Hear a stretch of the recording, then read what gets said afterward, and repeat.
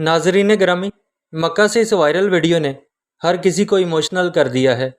ये ऐसी फैमिली की वीडियो है जो शाम में जंग के दौरान एक दूसरे से जुदा हो गए थे और कई सालों तक एक दूसरे से रब्ता ना हो सका। फिर खुदा की कुदरत देखिए, उसने अपने ही घर में दौरान हज इन लोगों को दोबारा मिलाकर आपस में जोड़ दिया। इस मौका पर इस फैमिली के लोग अपने जज्बात पर काबू न रखते हुए एक दूसरे के गले मिलकर फूट फूट कर रोने लगे।